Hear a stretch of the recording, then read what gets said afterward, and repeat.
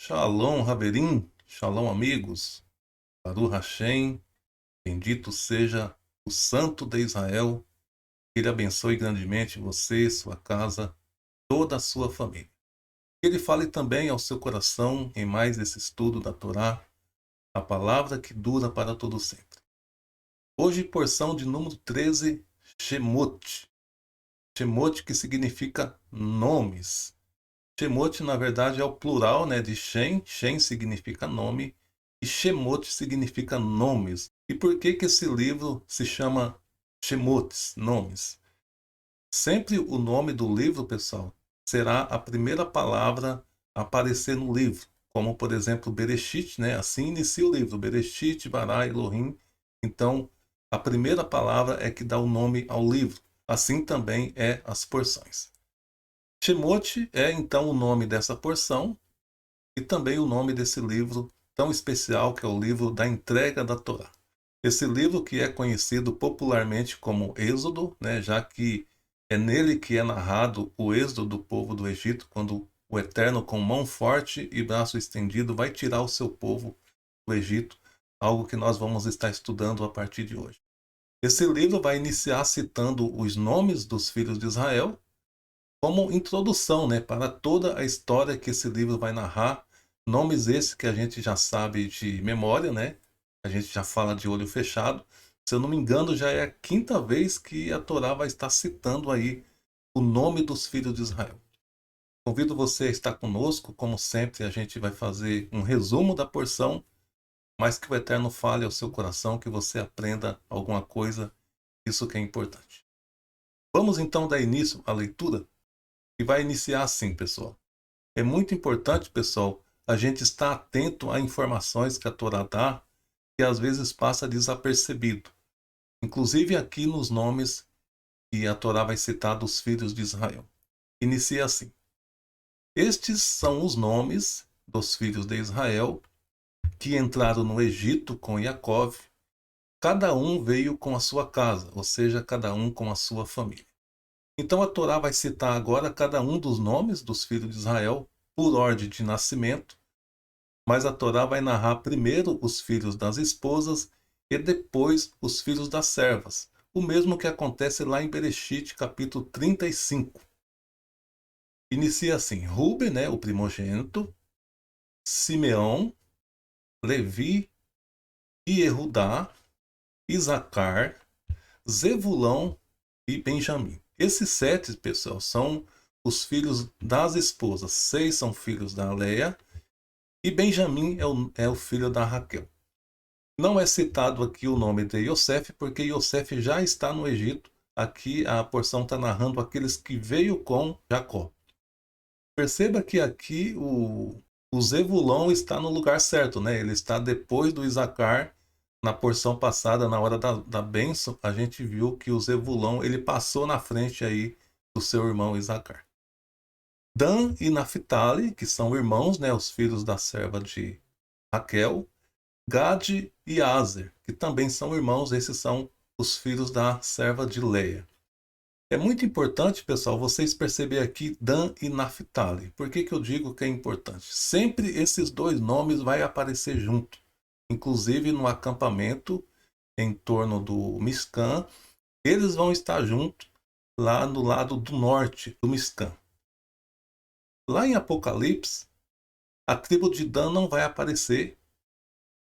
E pelo fato dessa tribo não aparecer lá em Apocalipse, existem centenas de teorias aí que, na verdade, não faz o mínimo sentido. É muito fácil a gente perceber, pessoal, que há um equívoco lá em Apocalipse. O escritor, que a gente acredita ser Yohanan, ele não citou Dan, mas ele citou Naphtali. Então, quem teria que estar junto com Naphtali? É óbvio que seria Dan. Ele então citou Manassés. Foi simplesmente um equívoco. No lugar de Manassés deveria estar Dan, até porque Manassés não tem nada a ver com Naphtali. E o nome de Yosef está contado lá naqueles 144 mil. Então, todas as vezes que Yosef aparecer em uma contagem, automaticamente fica de fora Efraim e Manassés. Então, se Manassés está citado lá, pessoal, foi só um equívoco. Há pessoas que não aceitam que existem erros, né, na escritura, principalmente no Novo Testamento. Eu posso citar centenas de falhas, de erros que existem no Novo Testamento. É claro que isso não vai invalidar o livro. Eu não posso querer cometer outros erros para tentar cobrir um erro. É o mesmo que vai acontecer no livro de Mateus, né? No capítulo 1 de Mateus, pessoal, quando o Mateus ele vai citar as 42 gerações, ele esquece de um nome. Ele vai dizer que o Josias é o pai de Jeconias, quando na verdade o Josias ele é o avô. Então ele esqueceu do pai do Jeconias, que seria Jeoiaquim. Por isso na contagem vai dar 41. E muitas pessoas não aceitam que seja um erro, né? Que seja uma falha aí, um lapso da cabeça do Mateus. E aí, pelo fato deles não aceitar que há um erro, eles preferem cometer outros erros, criando doutrinas totalmente sem pé, sem cabeça, como a gente vê aí na internet. Eu acredito que você já deve ter ouvido falar sobre a 42ª geração. Existe toda uma teoria aí que é criada, pessoal, simplesmente por um erro do Mateus que esqueceu o nome do Jeoiaquim. Voltando para a Torá, no verso 5 vai dizer: E foram todas as almas que saíram e foram com Jacove, 70 almas, e Yosef estava no Egito. É um ensino muito importante da Torá também chamar as pessoas de nefesh, de alma. Sempre a Torá vai chamar o ser humano de almas vivas. A Torá nunca diz que o ser humano tem alma, pelo contrário. A Torá sempre diz que nós somos almas. Aqui está escrito que foram 70 almas, ou seja, 70 pessoas que desceram com o Jacó para o Egito.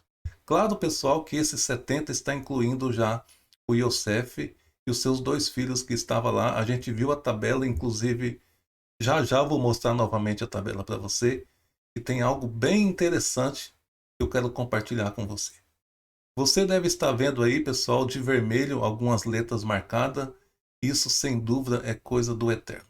Perceba que na 8ª letra aparece aqui o Tav. E se você contar a partir dessa 8ª letra, 50 letras vai aparecer o Vav. Se você contar novamente 50 letras, vai aparecer o Resh. E mais 50 vai aparecer o Re, formando assim a palavra Torá. Isso é incrível, pessoal, porque esse selo que o Eterno colocou de 50 e 50 letras está em todos os livros da Torá.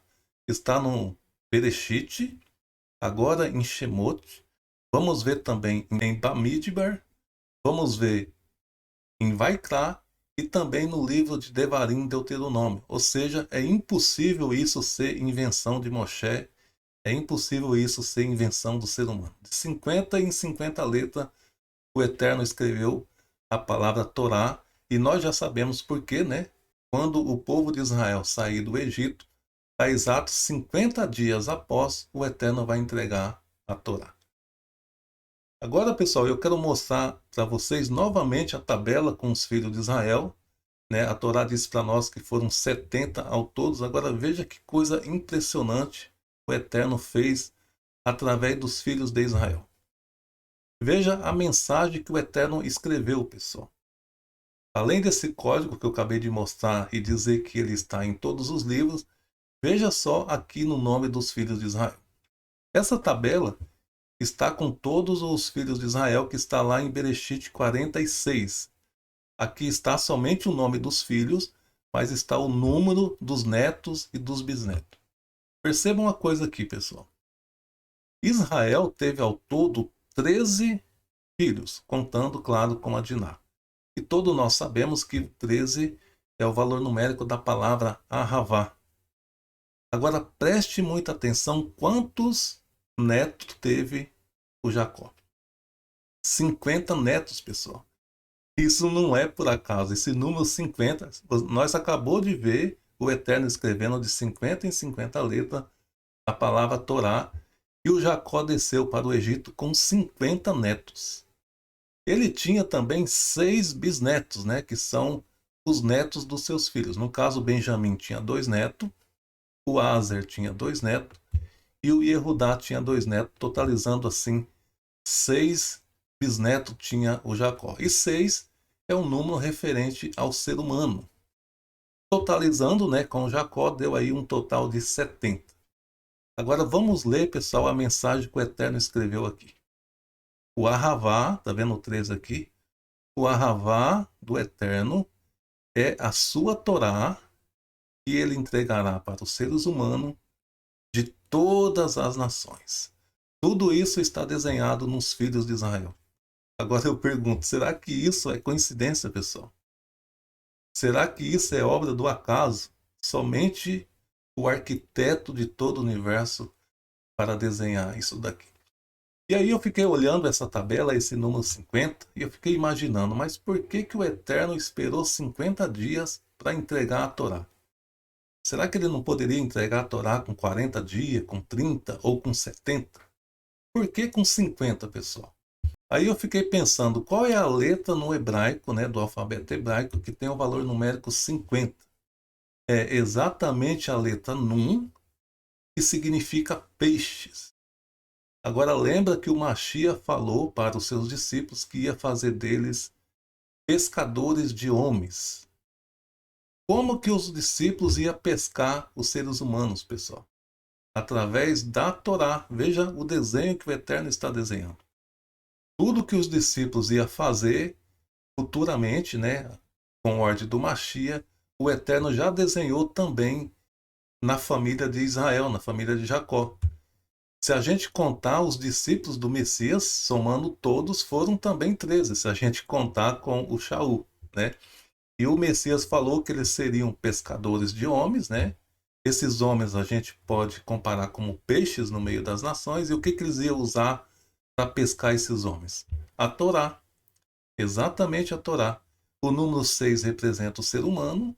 Então veja como o Eterno é especialista, pessoal, em desenhar as coisas através dos números e através dos nomes.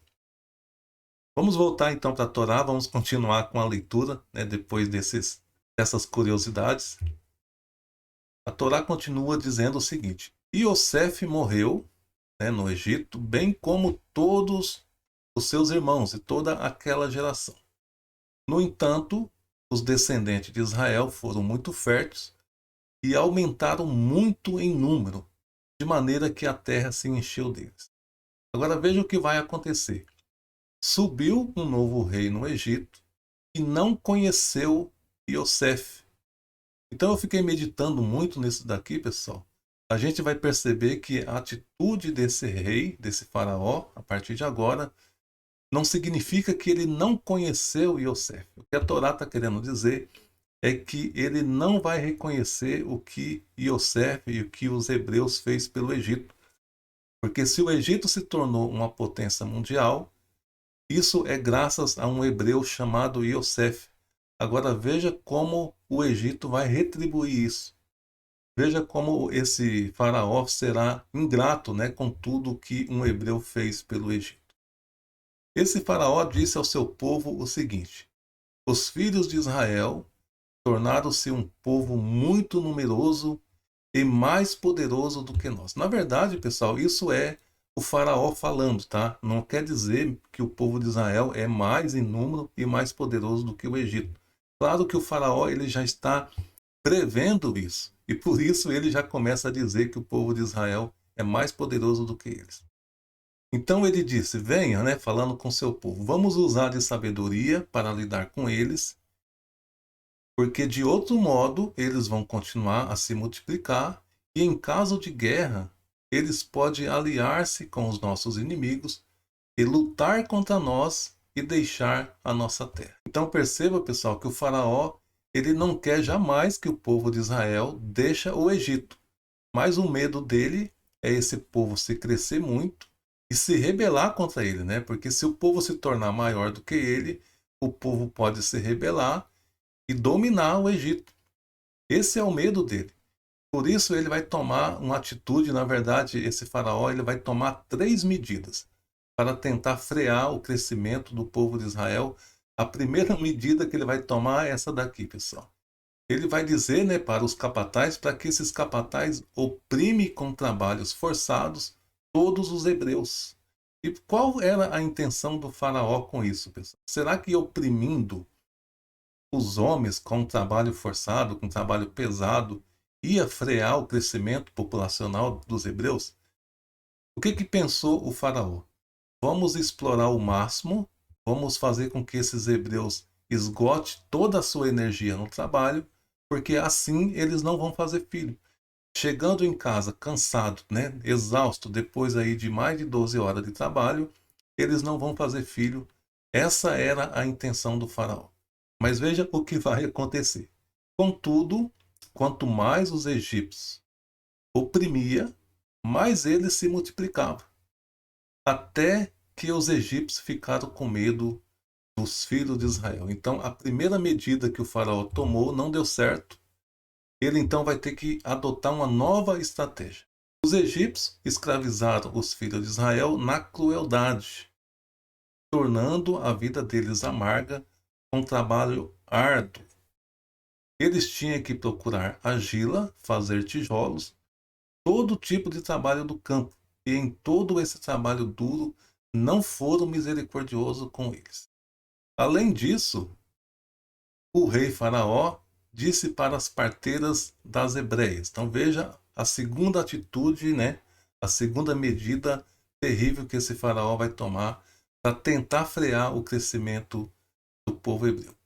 Ele disse para as parteiras, dos quais uma se chamava Sifrá e a outra Puá. Né? É muito interessante a Torá citar o nome dessas mulheres, sem dúvida é uma maneira do Eterno honrar essas mulheres, porque dificilmente, pessoal, a Torá cita o nome de mulheres. Ela vai citar quando realmente são nomes importantíssimos que a Torá faz questão de trazer ao nosso conhecimento. Essas mulheres, com certeza, eram egípcias, elas não eram hebreias. Elas faziam o serviço de parto, já que naquela época precisava muito, né? Não tinha o serviço de maternidade, não tinha hospital como é hoje. No momento do parto, sempre era necessário o auxílio de parteiras. Veja o que ele vai dizer para essas parteiras. Quando vocês atenderem às hebreias e virem que elas vão dar à luz, se for menino, vocês mate, mas se for menina, deixe viver. Então veja que crueldade, né, pessoal? Por que eles iam deixar viver as meninas? No passado, as mulheres não representavam ameaça. As mulheres não eram organizadas como hoje, né? Que buscava os seus direitos, que lutava pelos seus direitos. O medo deles, na verdade, era dos hebreus, dos homens, claro. No caso, se fossem mulheres, eles iam tomar essas mulheres para serem mulheres, né, para eles. O que eu percebi aqui, pessoal, é que o faraó combinou o seguinte com as parteiras. A Torá não fala, né, de maneira detalhada, tudo na Torá é bem resumido, mas o que o faraó falou para as parteiras? Se vocês perceberem que são homens, são masculinos, vocês dão um jeito de matar, de fazer com que essas crianças nasçam mortas, mas de forma discreta, sem que as mulheres percebessem. Agora, essas parteiras vão ser muito sábias e elas não vão fazer o que o faraó fez e elas vão arrumar uma desculpa que vai se encaixar perfeitamente no que eu estou dizendo. Entretanto, as parteiras eram mulheres tementes a Elohim, por isso não fizeram o que ordenou o rei do Egito. Elas deixaram os meninos vivos, ou seja, deixou os meninos nascer. O faraó então ficou indignado, né? Chamou essas mulheres, as parteiras, e disse: por que vocês procederam dessa forma? Por que deixaram os meninos vivos? Elas então, com muita sabedoria, né, pessoal, muita inteligência, arrumou uma desculpa que se encaixou perfeitamente. Elas disse: as mulheres hebreias não são como as egípcias. Elas entram no trabalho de parto e dão à luz sem que a parteira chegue, ou seja, antes que a parteira chegue. Em outras palavras, né, não tem como nós matar as crianças. Quando nós chegou, os meninos já tinham nascido. Se nós matasse, elas iam ver que a gente estava matando. Então percebe, pessoal, que o faraó tinha pedido para essas parteiras matar os meninos, mas de forma discreta, sem que as mulheres percebessem. E aí elas vão mostrar desculpa, porque as crianças já nasceu, não tinha como elas fazer mais nada. Portanto, ou seja, por isso, né, Elohim fez bem as parteiras e o povo continuou a multiplicar-se e a crescer com muita força. Na verdade, pelo fato das parteiras temerem a Elohim, ele, né, Elohim, a fez delas fundadoras de famílias. Ou seja, o Eterno então compensou essas mulheres, aqui está o ensino que a Torá nos dá. Essas mulheres foram sábias, pessoal, por temer ao Eterno. Elas não obedeceram uma ordem terrível do faraó. Elas então arriscaram a sua própria vida, mas usaram de sabedoria. Qual é o ensino que a Torá nos dá aqui? Tudo o que fazemos, o Eterno está vendo. Então não faça nada pensando em recompensa. Talvez as pessoas não queiram fazer nada porque elas acham que elas não serão reconhecidas, que elas não serão notadas. Mas perceba, quem notou o que essas mulheres fez aqui? O Eterno. E o Eterno então vai honrar essas mulheres, mostrando que o Eterno honra aqueles que procedem de forma correta, de forma honrosa diante dele. Então o faraó deu a seguinte ordem ao seu povo: todo menino nascido deve ser jogado no rio, mas deixe vivas todas as meninas. Então o faraó agora mudou a estratégia, já que a primeira não deu certo, a segunda também não deu certo, ele vai partir para a terceira. A gente percebe, pessoal, que ele foi adotando novas medidas, mas aquelas que ele adotou anteriormente continuava sendo válida, né? Como, por exemplo, o trabalho forçado dos hebreus, que foi a primeira medida que ele tomou para tentar frear o crescimento do povo. Existe a interpretação de que o faraó mandou jogar todos os meninos, inclusive os meninos egípcios. Eu não vejo assim, tá, pessoal? Respeito quem vê assim, mas para mim, sem dúvida, ele está falando com os meninos hebreus, porque o contexto aqui do livro, né, desse primeiro capítulo, é os hebreus. O foco do faraó é frear o crescimento populacional dos hebreus. Segundo teorias, esse faraó ele tinha um filho e esse filho acabou morrendo afogado no rio. Então, como forma de vingança ou como forma de aplacar ou de acalmar a rainha das águas, que talvez seria ela que teria matado o filho do faraó, né? Isso na cabeça do faraó. Ele então vai pedir que seja lançado no rio todos os meninos homens. E assim a gente vai iniciar o capítulo 2 e vai dizer o seguinte: e foi um homem da casa de Levi e tomou a filha de Levi. Veja que informação interessante aqui, pessoal. A gente viu, né, naquela tabela que Levi, quando foi para o Egito, ele tinha 3 filhos, ele não tinha nenhuma filha. Agora, aqui, a Torá já está dizendo que uma das filhas de Levi casou com um descendente de Levi. Já já a gente vai descobrir quem que é essa mulher. Ela então engravidou, teve um filho, viu que esse filho era bom, que era bonito, e o escondeu durante 3 luas, ou seja, durante 3 meses. Essa mulher, pessoal, ela vai ter esse filho justamente no período em que o rei tinha baixado esse decreto. Tudo indica que esse decreto deve ser por 1 ano ou por no máximo 2 anos. Então, nesse período, não se podia nascer meninos homens. Caso nascesse, teria que ser lançado no rio.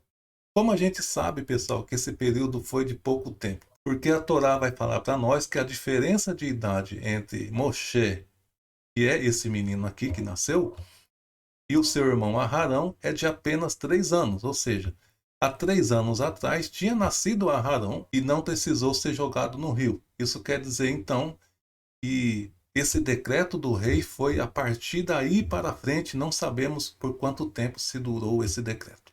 Agora, pessoal, vou mostrar para vocês os filhos de Levi. A gente viu, né, no verso anterior que uma filha de Levi casou com um descendente de Levi.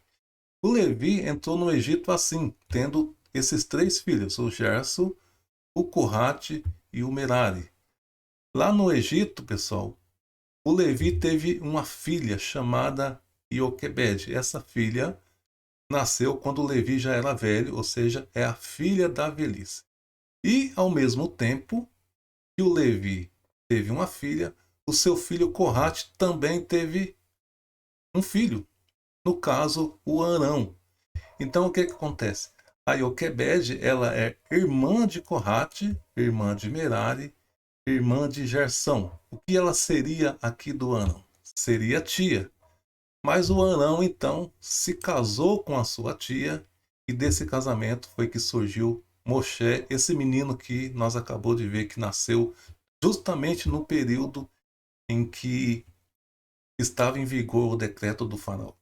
Existe a teoria, pessoal, que o Arão casou com a sua tia para tirar a vergonha da sua tia, já que ela era idosa, não tinha casado com ninguém, por isso ele a tomou como esposa. Mas isso é querer enfeitar o pavão, né?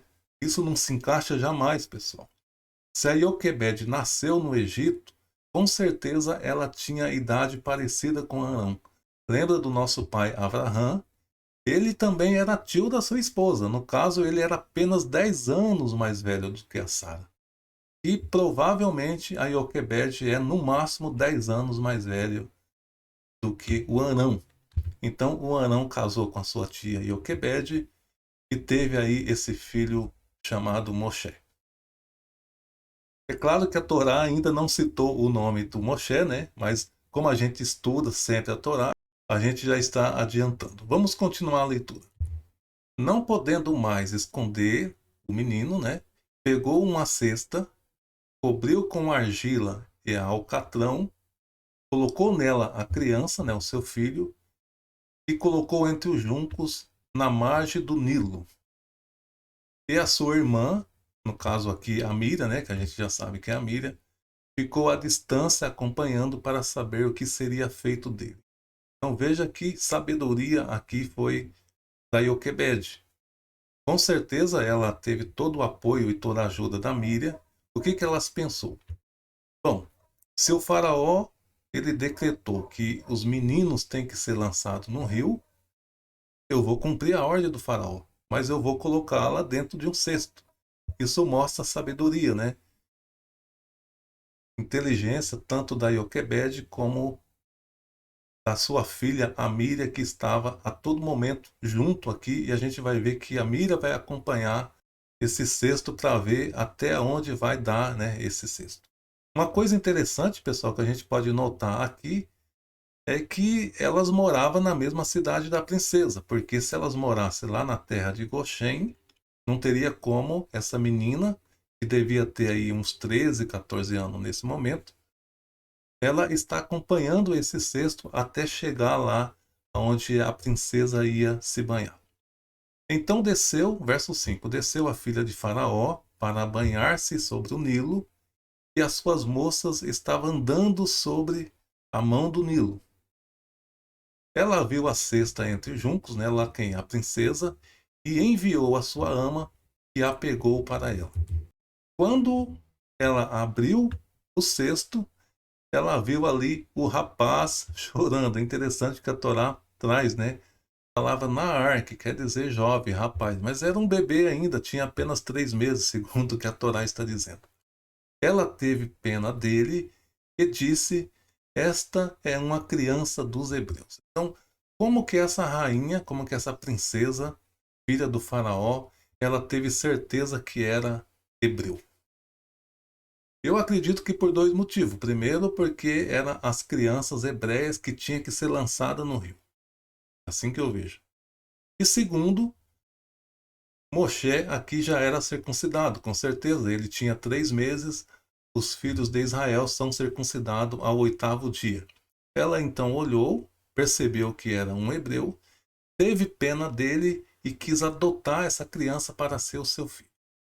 Segundo informações, pessoal, e faz muito sentido, essa princesa ela era estéril, ela não tinha filho, então aqui ela viu uma grande oportunidade de ter um filho e ainda dizer que foi a rainha das águas que deu para ela essa criança. Mas nós sabemos que ela sabe que é dos hebreus essa criança. Agora veja que coisa interessante, pessoal, vai ser a atitude dessa menina. Como que ela foi ousada, né, de se aproximar da filha do faraó e oferecer ajuda para a filha de faraó. Então a menina se aproximou e disse para a filha de faraó: vou chamar, né, ou seja, quer que eu chame para você uma mulher que amamente dentre as hebreias, e ela amamentará para você criança. Então disse para ela a filha de Faraó: vá. E foi a jovem virgem, que é a palavra Ra-Almá, pessoal. Almá significa jovem virgem. E chamou a mãe da criança. Existe a palavra Betulá, tá vendo aqui? Betulá quer dizer virgem. Se fosse apenas jovem, seria Naar. Mas como é jovem e virgem, o hebraico se usa essa palavra Almá. A palavra Almá quer dizer que, além de virgem, ela é jovem. Ou, além de jovem, ela é virgem. Isso daqui é muito interessante, né? Parece cena de um filme. Muitas pessoas não acreditam nessa história, acham que é uma história muito perfeita para ser verdade. Mas nós que temos plena confiança na Torá, sabemos que tudo isso é obra do Eterno. Então, o que que a menina fez? Ela foi e chamou a mãe da criança, chamou a Ioquebede. Aí fica aquela pergunta, né? Mas como poderia ter mulher amamentando nesse momento? Será que são mulheres que jogaram as crianças no rio? Provavelmente, pessoal, todas as mulheres com um decreto desse, elas tiveram o máximo cuidado possível para não se engravidar. A Ioquebede acabou descuidando e engravidou-se. Naquela época não tinha os procedimentos que tem hoje, não tinha preservativo, não tinha anticoncepcional e ela acabou então se engravidando. A gente precisa entender que as hebreias, elas amamentavam até os 3, 4 anos. Então, crianças que tinham sido nascidas há 2 anos ou há 1 ano atrás, as mães estavam amamentando ainda. O faraó, ele baixou um decreto a partir de uma data, claro que a Torá não cita essa data, mas a partir daquela data em diante, né? Ou seja, a partir daquele dia para frente. As mulheres que já tinham crianças que estavam amamentando, elas não precisaram lançar as crianças no Nilo, né? Menos mal, né? Então disse para ela, a filha de Faraó, né? A filha de Faraó disse para a própria mãe da criança, sem saber, claro, que era a mãe da criança: leve esta criança e amamente para mim, e eu darei para você um salário. E a mulher pegou a criança e o amamentou. Veja como é as coisas do Eterno, né? Ela estava amamentando o próprio filho e ainda estava recebendo para isso. A criança cresceu, ela o levou para a filha de Faraó e foi para ela por filho. E ela o chamou de Moshe, que quer dizer tirado, pois da água foi tirado. Então percebe, pessoal, que o nome Moshe foi um nome dado pela rainha, pela princesa. Foi a filha de Faraó que deu o nome de Moshe. Interessante que nós não vemos, né, na escritura nenhum outro personagem que tem o nome de Moshe. E por quê?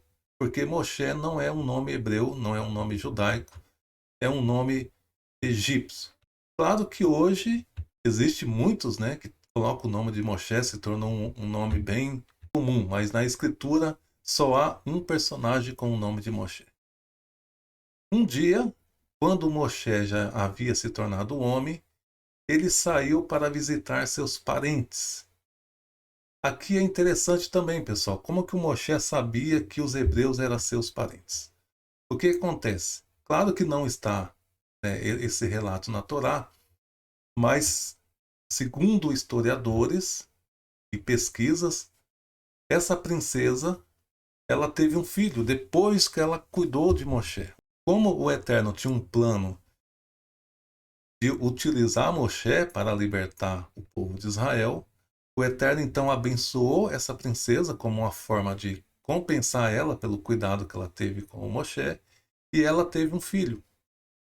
E a partir do momento em que ela teve esse filho, claro que ela vai querer dar preferência para esse filho, já que ele veio do seu ventre, já que ele é filho verdadeiro, não um filho adotivo, como no caso de Moshe. O Moshe, então, ficou sabendo de tudo. A princesa contou para ele toda a história, e aí ele teve interesse de conhecer a sua família. Tudo indica que Moshe conheceu seu pai, no caso, o Arão. Ele conheceu provavelmente também a sua mãe, conheceu toda a história do povo de Israel, e ele então começou a perceber que não era por acaso que ele estava lá na casa de Faraó. Com certeza tinha a mão do Todo-Poderoso nisso. Então essa é a razão pela qual o Moshe está saindo para visitar o seu povo. O Moshe está sabendo que aquele povo que está trabalhando forçosamente, né, como escravo, são o povo da qual ele faz parte, da qual ele tem o sangue. Então o Moshe começa a olhar de forma diferente para esse povo. Um dia, quando o Moshe já havia se tornado homem, ele saiu para visitar seus parentes e ver, né, o trabalho forçado em que eles estavam. Ele então percebeu, ele viu que um egípcio estava batendo em um hebreu, um de seus parentes. Quando Moshe viu isso, ele não gostou. Claro, ele não podia fazer nada de momento, mas ele com certeza ficou muito irado porque, além de estar forçando o seu povo a um trabalho escravo, ainda estava espancando um de seus irmãos. Ele então olhou de um lado para o outro, percebeu que não havia ninguém por perto. Ele então matou o egípcio e escondeu o seu corpo na areia. Aqui a gente vê, pessoal, que o Moshe era um homem violento, né? Com certeza treinado na espada, treinado na luta, já que ele foi criado como filho da filha de Faraó, ele foi preparado para ser o próximo Faraó. Caso a princesa não tivesse outro filho, com certeza o Moshe seria o próximo Faraó. Provavelmente ele estava sendo preparado para isso. No dia seguinte, ele saiu e viu dois homens hebreus brigando, ou seja, dois irmãos brigando. Ele então chegou próximo a eles, né, e disse para aquele que estava errado: por que você está batendo em seu companheiro? Veja só a atitude, pessoal, desse hebreu retrucando o Moshe e disse para Moshe: quem te designou como dirigente e juiz?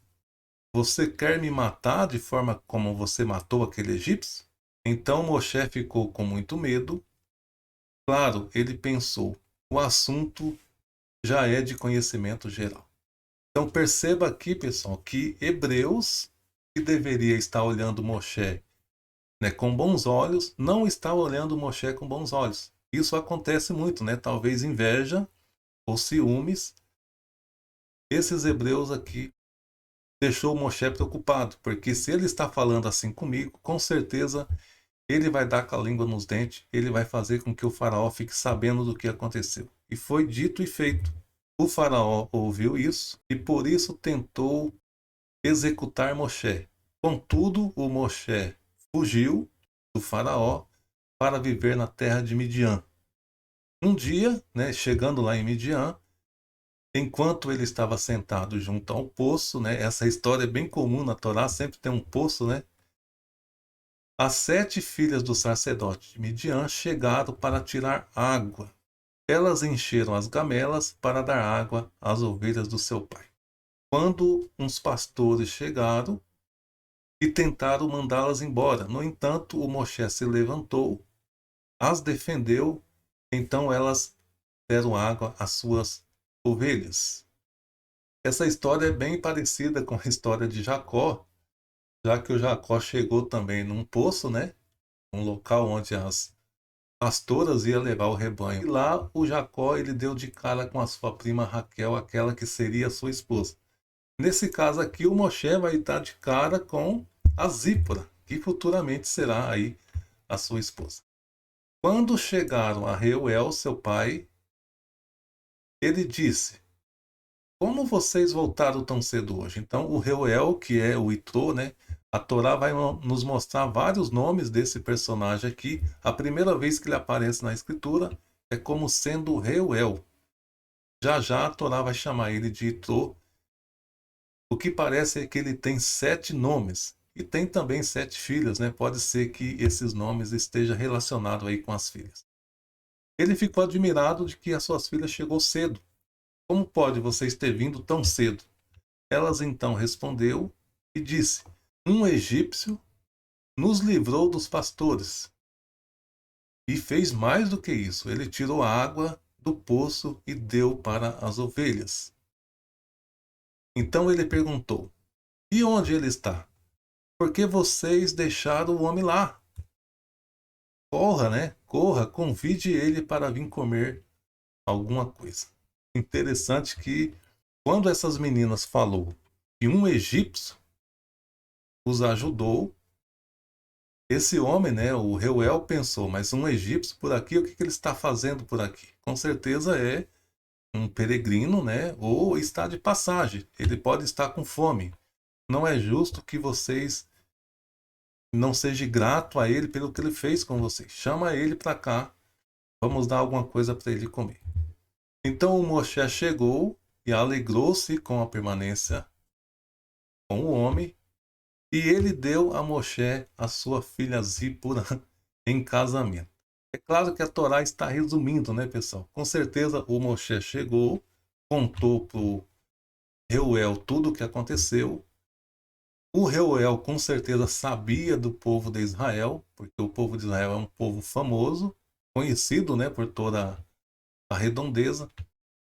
Ele então percebeu que esse homem era homem do bem, era um homem que inspirava confiança, já que ele tinha 7 mulheres, não tinha nem um filho homem. E um homem como esse, que defendeu as suas filhas, os pastores, um homem forte, será um bom funcionário aqui e vai até dar segurança às minhas filhas. Foi o que pensou o Reuel. E o tempo se passou.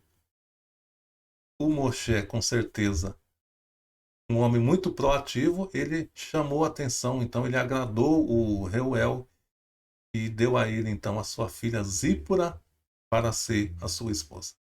Ela então deu à luz um filho e ele a chamou por nome de Gerson, quer dizer estrangeiro, pois ele disse: sou estrangeiro em uma terra estranha.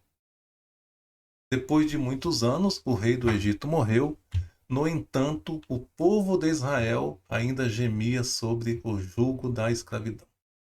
Eles clamaram e o seu clamor chegou aos ouvidos de Elohim. Elohim ouviu o lamento e lembrou-se da aliança com Abraão, Isaque e Jacó. Elohim viu o povo de Israel e o reconheceu.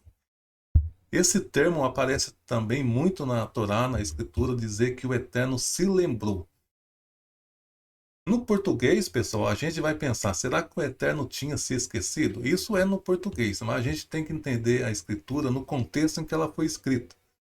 Aqui não quer dizer que o Eterno se esqueceu. Aqui quer dizer que o Eterno viu que chegou o momento dele cumprir a aliança, o acordo que ele tinha feito com os patriarcas.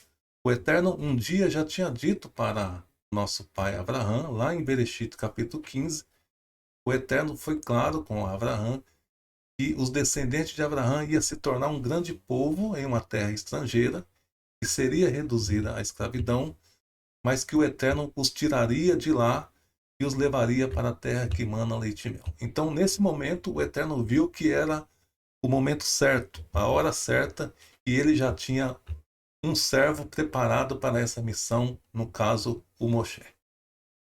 Muito bem, agora a gente vai entrar no capítulo 3, onde a Torá vai narrar o momento em que Moshe vai ter a primeira experiência pessoal com o Eterno, onde ele vai ter um encontro com o Todo-Poderoso e receber de Adonai, então, a ordem, a incumbência de descer ao Egito para retirar o seu povo.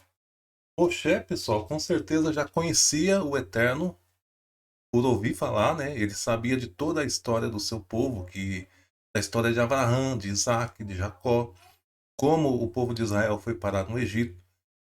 Ele sabia que ele foi achado dentro de um cesto pela sua mãe, né, que a criou. Então ele sabia de toda a história, mas agora ele vai ter uma experiência pessoal com o Eterno. Com certeza, durante todo esse tempo em que ele se passou aí na terra de Midian, cuidando das ovelhas do seu sogro, Ele deve ter meditado muito sobre as coisas do Eterno, sobre o povo de Israel, talvez sobre a besteira que ele fez de matar aquele egípcio. Muita coisa se passou pela cabeça de Moshe. Moshe, então, cuidando dessas ovelhas, com certeza o Eterno foi moldando ele, foi lapidando ele para que ele viesse a se tornar depois o pastor de Israel. Eu costumo dizer que Moshe, ele fez um estágio, né? Essas ovelhas do seu sogro, o Itrô, serviu como um estágio para Moshe. Ele, cuidando dessas ovelhas, pôde perceber como é o comportamento de cada uma.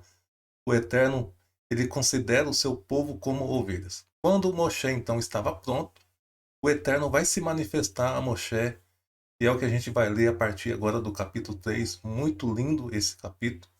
Muitos ensinos que às vezes passa desapercebido. Eu quero chamar muita atenção para vocês no que nós vamos ler aqui já nesse primeiro verso. Veja o que vai dizer. E Moshe tomava conta das ovelhas de Itrô. Agora o Reuel já é chamado de Itrô, né? 40 anos depois. O seu sogro, o sacerdote de Midian. Ao conduzir o rebanho a uma parte distante do deserto, ele chegou à montanha de Elohim, chegou em Horeb, Horeb que é o mesmo Monte Sinai. Veja que coisa interessante a Torá está chamando a atenção aqui, pessoal, que Moshe tomava conta das ovelhas de Itrô.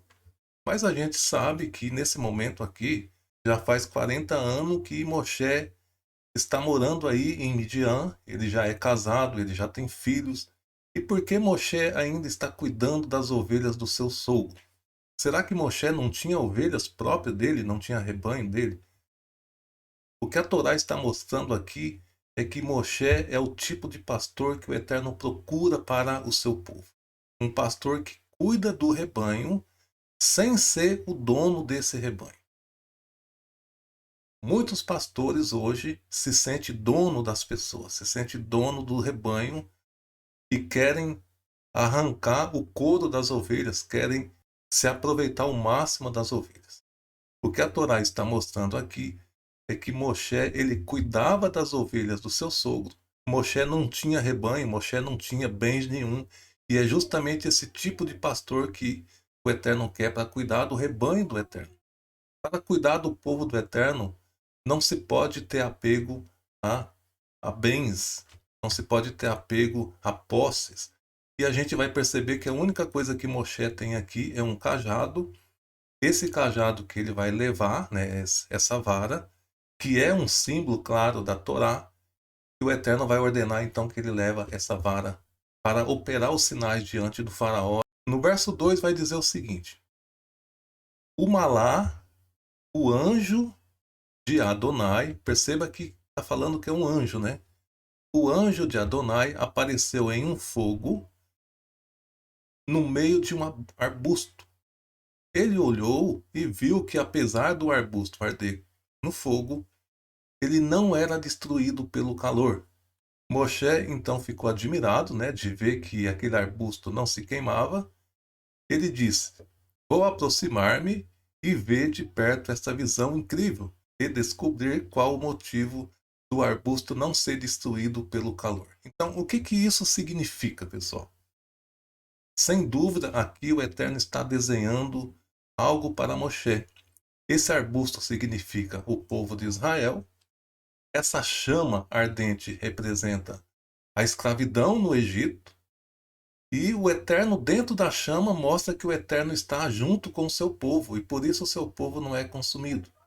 Isso a gente vai ver também lá na história de Daniel, né? Quando os amigos de Daniel é colocado naquela fornalha e é visto pelo rei que um a mais estava presente lá na fornalha. Por isso, aqueles homens não eram consumidos. Isso é um símbolo que o Eterno está mostrando.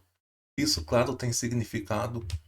O povo de Israel jamais será consumido, jamais será devorado pelo fogo da ira das nações.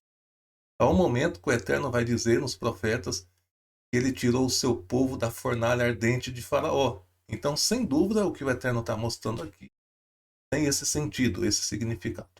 Quando o Adonai viu que ele se aproximava para observar, Elohim o chamou de dentro do arbusto, né, da fornalha, e disse: Moshe, Moshe. Ele respondeu: Aqui estou. Percebe que agora a Torá está dizendo que era Adonai, no início falou que era um anjo, que era um malá.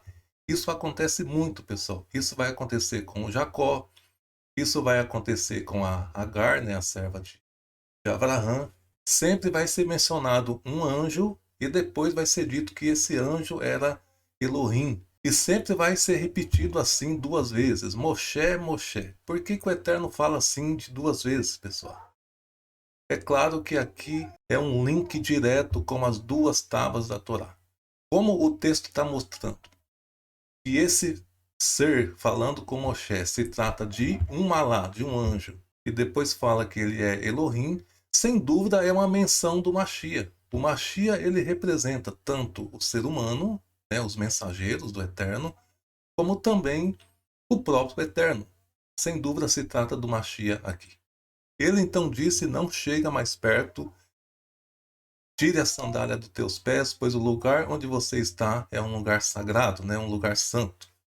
Claro que ali é o local onde futuramente o Eterno vai entregar a Torá, onde ele vai fazer uma aliança com seu povo. Agora preste muita atenção no que o Eterno vai falar com Moshe, e aqui fica claro, pessoal, que Moshe sabia muito bem quem era o Eterno. Veja como o Eterno se apresenta para ele. Eu sou o Elohim de seus pais, e continuou, o Elohim de Abraão, o Elohim de Isaac, o Elohim de Iaco. Moshe então cobriu o rosto, pois teve medo de olhar para Elohim. Percebe, pessoal, que Moshe entendeu claramente quem era que estava falando com ele.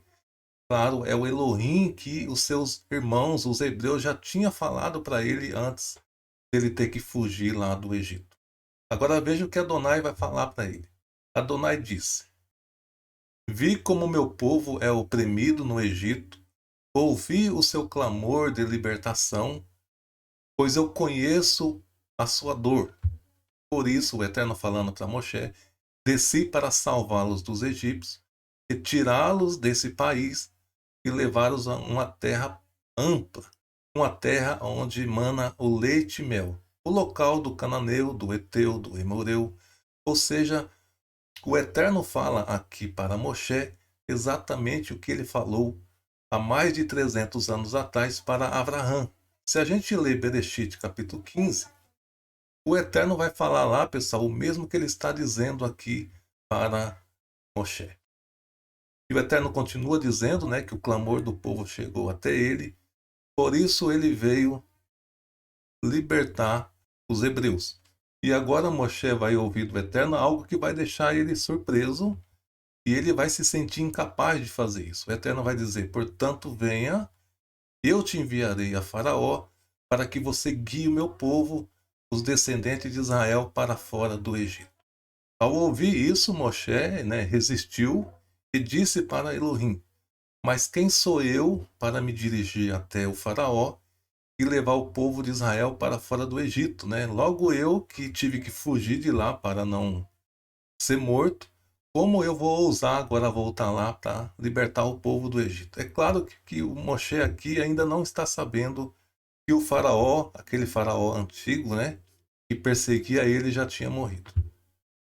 O Eterno então respondeu: Tenha certeza de que eu estarei com você, pois o sinal de que eu te enviei será este: quando você tiver tirado o povo para fora do Egito, vocês adorarão a Elohim nesta montanha, ou seja, ali no Monte Sinai, onde eles vão receber a Torá. Moshe ainda não entende direito, né? Ele continua questionando o Eterno. Veja o que Moshe vai dizer. Moshe disse a Elohim: Mas quando eu aparecer diante do povo e dizer que Elohim dos vossos pais me enviou, eles não vão acreditar. Eles vão achar que isso é invenção da minha cabeça, talvez eu esteja querendo me vingar, né, daquele faraó, que é, no caso, o irmão do Moshe. O povo vão me perguntar, qual é o nome dele? Se é verdade mesmo, né, que Elohim te enviou, qual é o nome dele? E o Eterno então vai dizer, Erie, Asher, Erie. Ou seja, eu sou, serei o que sou o que serei. E acrescentou: eis o que você deve dizer ao povo de Israel. Diga o seguinte para eles: diga que o eu sou me enviou a vocês para vos tirar do Egito. O Elohim de Abraão, o Elohim de Isaac, o Elohim de Jacó. Então, o que eu percebo aqui, eu meditei muito nisso, tenho meditado sempre. Eu percebo, pessoal, que essa frase que o Eterno está dizendo aqui é como se fosse uma senha, como se fosse um segredo que somente os anciões sabiam. O Moshe, claro, ele ficou preocupado. Se eu chegar lá no Egito, dizer que o Eterno me enviou, dizer que o Elohim de Abraão, de Isaac me enviou, o povo não vai acreditar assim de primeira, não vai acreditar assim tão fácil. Eles vão me testar para saber se eu estou falando a verdade e vão querer saber qual é o nome desse Elohim. Quando ele pergunta isso para o Eterno diz: ó, diga para eles que o eu sou, o Elohim de Abraão, o Elohim de Isaac, o Elohim de Jacó. O que o Eterno quer dizer? Eu sou o que sou, eu sou o que serei e eu sou o que fui. Ou seja, eu sou imutável, o único que é imutável, o único que dura para todo sempre, aquele que é hoje o que ele sempre foi no passado e o que ele sempre será no futuro. E o Eterno continua, né, dizendo: vá, reúna os líderes de Israel e diz que o Adonai, o Elohim de seus pais, o Elohim de Abraão, de Isaac e Jacó, apareceu a você e te enviou para libertar eles lá do Egito. Então perceba que o Eterno aqui está falando para ele dizer isso para os anciões, para os líderes. Com certeza, pessoal, os líderes sabiam dessa frase, né, dessa expressão, eu sou. Quando o Moshe falasse isso, aí sim eles iam acreditar que realmente o Moshe teve um encontro com esse Adonai. E o Eterno continua dizendo para Moshe, para ele dizer para os hebreus, que o Eterno vai tirar eles do Egito e vai levá-los à terra do Cananeu, do Eteu, do Amorreu, ou seja, a terra que mana leite e mel. No verso 18 ele diz: eles darão atenção a você. Então vocês irão com os líderes de Israel até a presença do rei do Egito e diz para ele o seguinte: o Elohim dos hebreus nos apareceu, por isso permita-nos fazer uma jornada de 3 dias ao deserto, onde vamos fazer sacrifício ao Adonai, nosso Elohim. O Eterno já adianta para Moshe que ele sabe que o faraó não vai deixar o povo ir, a menos que ele seja forçado, né? O Eterno vai ter que usar de mão forte contra o faraó para que o faraó deixe o povo ir. Eu, porém, estenderei a minha mão e atingirei o Egito com todas as minhas maravilhas. Depois disso, ele permitirá a vossa partida.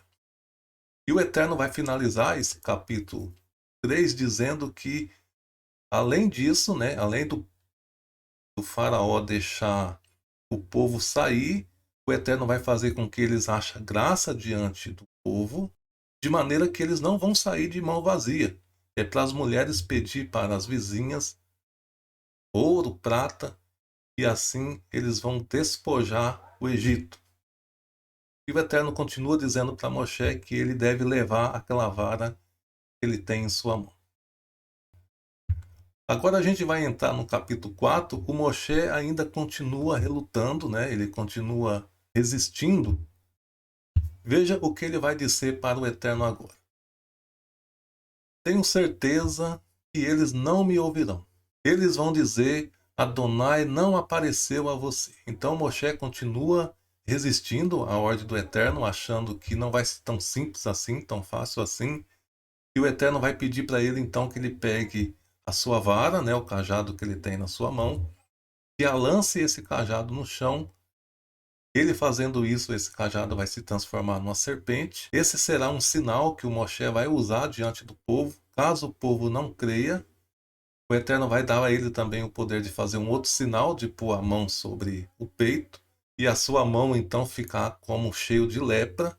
E se mesmo assim o povo não crê, então que Moshe pegue um pouco de água do Nilo e lance no chão, e a água se tornará em sangue. Então perceba, pessoal, que o Moshe está resistindo o chamado do Eterno. Claro que isso não é uma arrogância, pelo contrário, isso é a humildade de Moshe, achando que ele não é capaz, que ele não tem condição de fazer tudo isso que o Eterno está incumbindo a ele.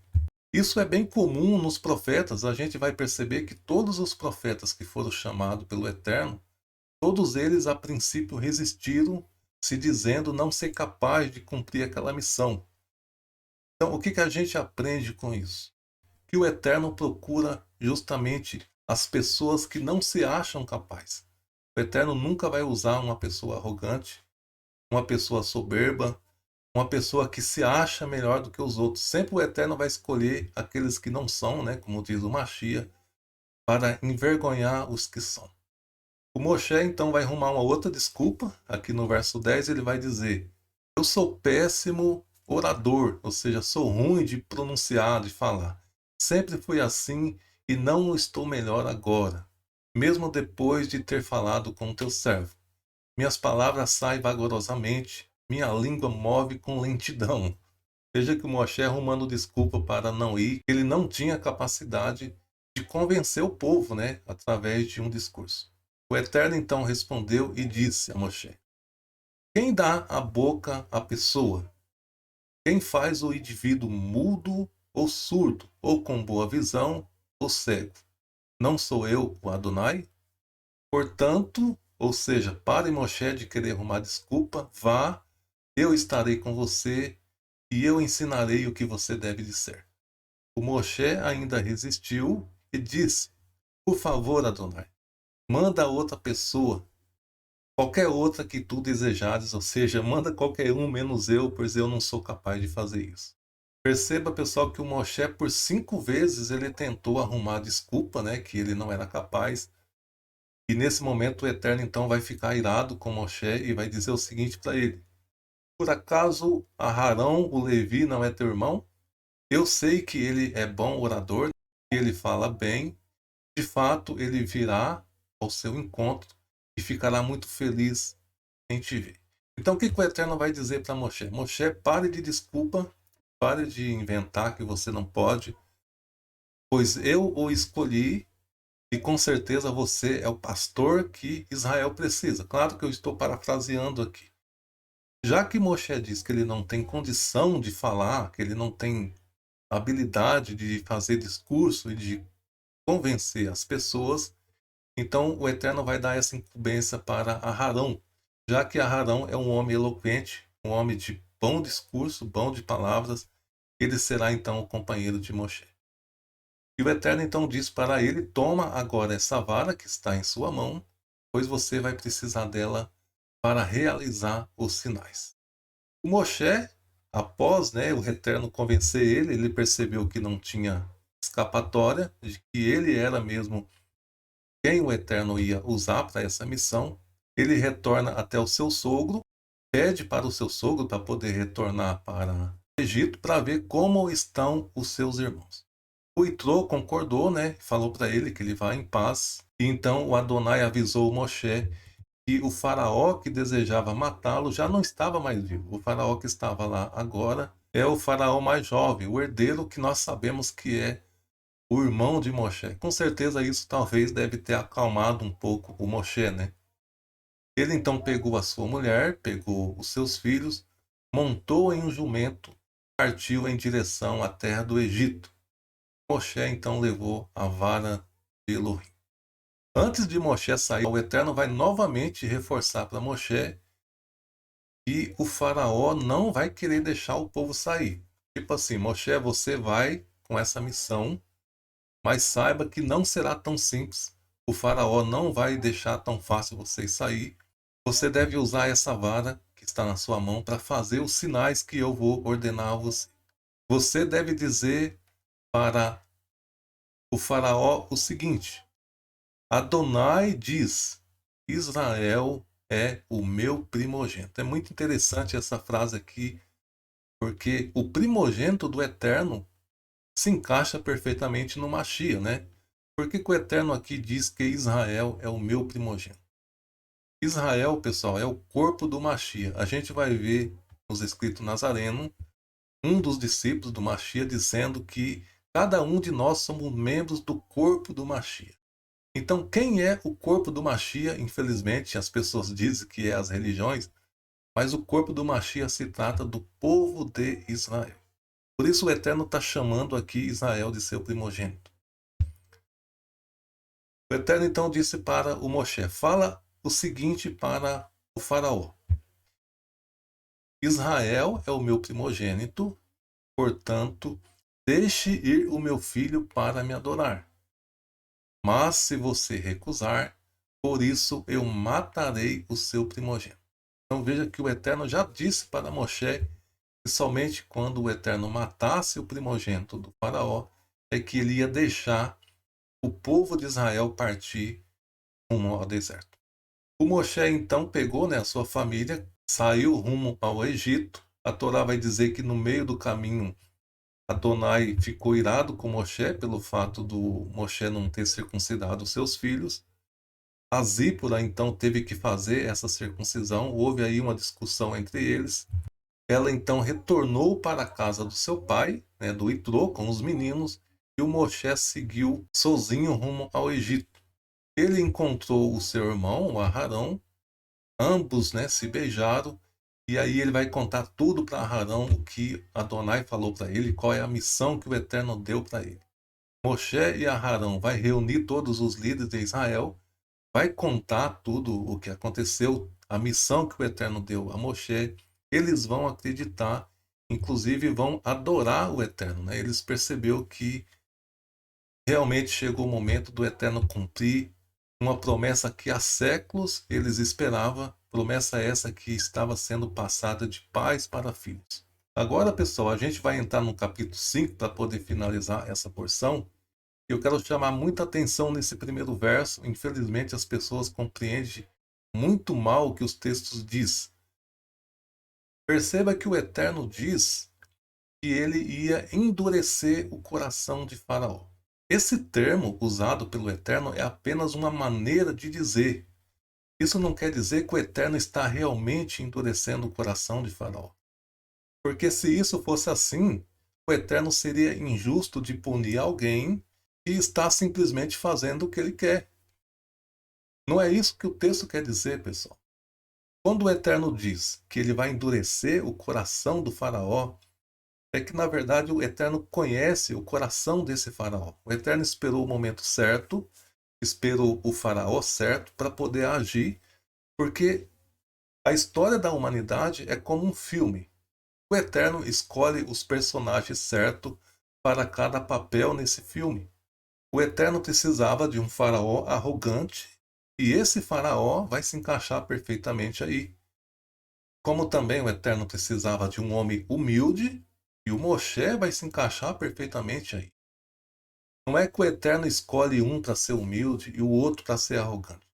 Tem pessoas que dizem que o Eterno já predestinou um para a perdição e outro para a salvação. Isso é simplesmente uma ideia ridícula, me desculpe falar assim, mas é lamentável uma pessoa pensar dessa maneira. O Eterno diz o seguinte, que os ímpios estão predestinados à perdição, enquanto que os santos estão predestinados à salvação. Mas isso é uma forma de dizer. Agora cabe a mim e a você escolher de que lado nós vamos estar. Você quer estar do lado dos ímpios ou do lado dos justos? O Eterno já disse o que vai acontecer, já está determinado pelo Eterno o que vai acontecer com os ímpios e o que vai acontecer com os santos. Agora cabe a cada ser humano decidir de que lado ele vai ficar. É nesse sentido que a Escritura fala de predestinação. Não é que o Eterno já criou um ser humano, já destinando esse ser humano para a perdição. Isso é simplesmente ridículo alguém acreditar nisso. Por que eu estou dizendo isso? O Eterno sabe muito bem que esse faraó, ele é arrogante, ele não aceita de forma nenhuma que ninguém dê a ele palpite, muito menos ordem. Esse faraó, ele é totalmente diferente daquele faraó na época de Yosef. Aquele era um faraó humilde que reconheceu que Yosef tinha um Elohim, ainda que o faraó não servisse a esse Elohim, ele foi humilde de reconhecer que Yosef era sábio e merecia ser levado em conta tudo que Iosef falou. É diferente desse faraó aqui. Esse faraó, ele é arrogante, por isso o Eterno sabe que ele jamais vai deixar o povo sair assim de maneira fácil. Preste muita atenção no que o Moshe e o Aharão vai falar para esse faraó, e sem dúvida essa é uma forma de endurecer o coração de faraó. Imagina você chegar diante de um homem arrogante, que se considera como sendo ele o Elohim, e dizer para ele que um Elohim mandou que ele deixasse o povo ir. Ele vai achar que isso é uma afronta. Ele vai achar que isso é um desrespeito com ele. Que ousadia é essa? Dá uma ordem para mim, o faraó do Egito. Então é nesse sentido que o Eterno diz que vai endurecer o coração de Faraó, provocando a ele, cutucando ele naquilo que o Eterno sabe que ele jamais vai se humilhar. Capítulo 5, no verso 1, vai dizer assim: Depois disso, Moshe e Aharão chegaram até Faraó e disse, presta atenção, pessoal, eis o que disse Adonai, o Elohim de Israel: Deixa ir o meu povo, para que eles celebrem uma festa no deserto em minha honra. O faraó, ao ouvir isso, ele achou isso uma tremenda afronta. Como pode um Elohim querer que eu libere os meus servos para ir adorar ele? O Elohim aqui sou eu. Veja o que ele vai dizer.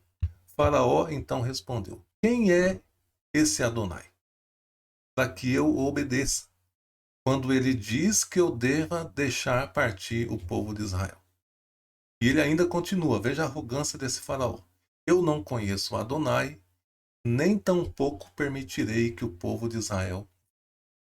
Então aqui está já de início a prova de que esse faraó é arrogante, e esse faraó não vai ser fácil na queda, pessoal.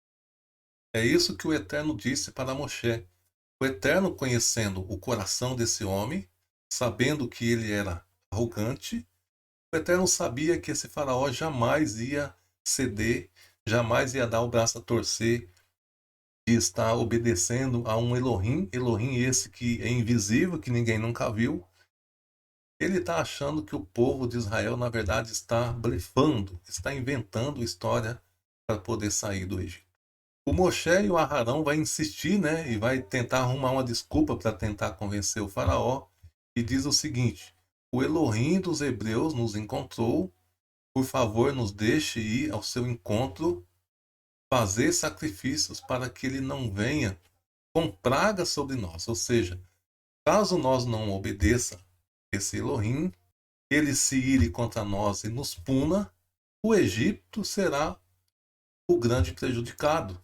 Então, quem sabe, né, falando assim para o faraó pense um pouquinho e vê que vale a pena deixar o povo ir. O faraó não vai de maneira nenhuma concordar, ele está achando que isso é invenção desses homens para que o povo fuja. Uma coisa que a gente pode perceber aqui é que o Eterno está chamando esse povo para ir celebrar uma festa. Tudo indica, pessoal, que aqui se tratava do mês 7. Eu, para mim, não tenho dúvida de que o Eterno está chamando o povo exatamente no mês da festa de Sucote. O faraó, como não vai deixar o povo ir, ele vai relutar contra o Eterno no período de 6 meses, portanto o povo vai sair somente no período da pez. Isso a gente vai comentar futuramente, se o Eterno permitir. O faraó, então, ouvindo isso, ele ficou muito indignado e ordenou que fosse multiplicado o trabalho do povo. Inclusive, ele vai pedir, né, que tire a palha e que exige que o povo continue a produzindo o mesmo tanto de tijolo que fazia no passado, mesmo sem dar a palha para eles. Agora eles vão ter que eles mesmos ir atrás da palha e ainda produzir os tijolos. O faraó, ele diz que o Moshe e o Aharão, na verdade, está blefando. O que esse povo está precisando é de trabalho. Eles estão trabalhando muito pouco, por isso eles estão tempo de conspirar e de inventar essa história que tem que servir um Elohim no deserto. O faraó está achando isso tudo uma invenção e tudo isso uma falta de respeito com ele. É claro que ele não vai deixar. Os hebreus, então, eles vão ficar muito revoltado com o que está acontecendo, vão mandar pessoas para interceder a eles junto ao faraó. O faraó não vai ouvir, vai dizer que eles precisam produzir mais, já que eles estão tendo tempo de conspirar, o que está faltando a eles é trabalho. Eles vão ficar revoltados contra Moshe, vão dizer que Moshe e Aharão é o culpado disso. No verso 22, depois do povo reunir com Moshe e protestar contra ele, contra Aharão, dizendo que eles na verdade trouxeram foi um grande problema, o faraó, por causa deles, está irado e fez com que o trabalho aumentasse mais ainda. Moshe então vai clamar ao Eterno. Vamos ler o verso 22.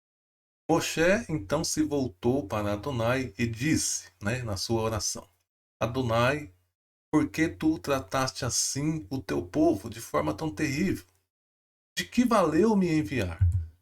Pois desde que eu me apresentei ao faraó para falar em teu nome, ele tem lidado de modo terrível com este povo, e tu ainda não resgataste o teu povo.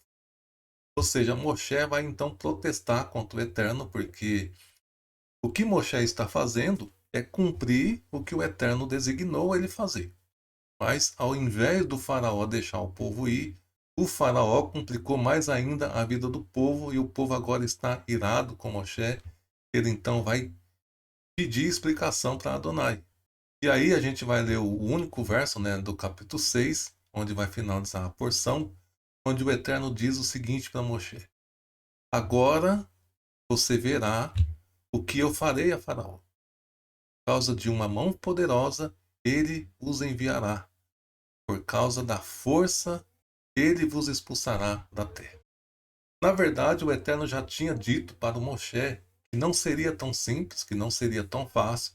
O faraó não ia ceder assim de primeira, ele ia relutar, ele ia resistir, até porque esse faraó é muito arrogante. O Moshe talvez se esqueceu disso, na empolgação, tirar o povo do Egito. Ele achou que ele ia chegar lá, falar com o faraó, e o faraó já ia deixar o povo. O que a gente percebe nessa porção? Aqui existe um homem muito humilde, inclusive a Torá vai dizer que Moshe era o homem mais humilde da terra, contra um dos homens mais arrogantes da terra, chamado Faraó. Claro que Faraó é o título, não é o nome desse faraó.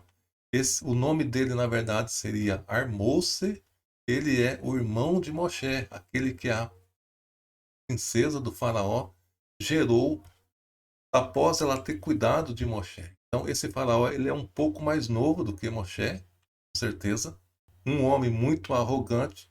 Talvez ele esteja achando que Moshe está se vingando dele, pelo fato dele estar no poder, ele sendo o mais novo, quando na verdade quem deveria ser o próximo faraó seria Moshe, já que Moshe foi criado como o filho da princesa. Assim finaliza essa porção. Como sempre, a gente fez um resumo. Espero que você tenha compreendido alguma coisa. Se o Eterno permitir, a gente vai continuar essa história que vai ser muito empolgante e muito ensino o Eterno vai nos dar com as punições que ele vai trazer sobre o Egito, sobre esse faraó, que representa, na verdade, um grande sistema que domina os seres humanos. Muitas pessoas ainda hoje encontram no Egito, espiritualmente falando, o Egito é símbolo de servidão, símbolo de escravidão. O Eterno vai tirar o seu povo daí, levá-los para o deserto, que é onde o Eterno sempre quis o seu povo. O seu povo saia da escravidão das religiões, do sistema financeiro deste mundo, do sistema político, e vai viver em um deserto.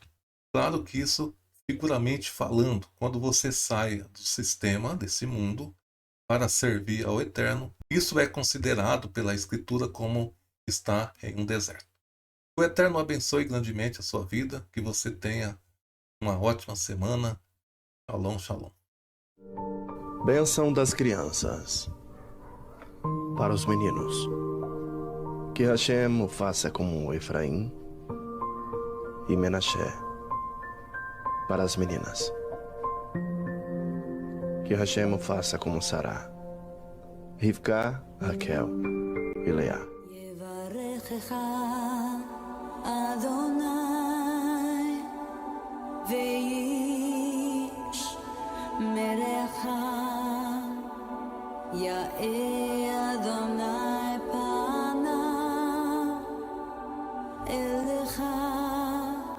Veronica, Yesa Adonai, Pana Elecha, Ve'aseh Lecha Shalom, Ve'aseh Lecha Shalom. Que Adonai te abençoe e te guarde. Faça Adonai resplandecer o seu rosto sobre ti e tenha misericórdia de ti. Que Adonai tenha misericórdia de ti e bondade, e põe em ti a sua paz. Assim seja.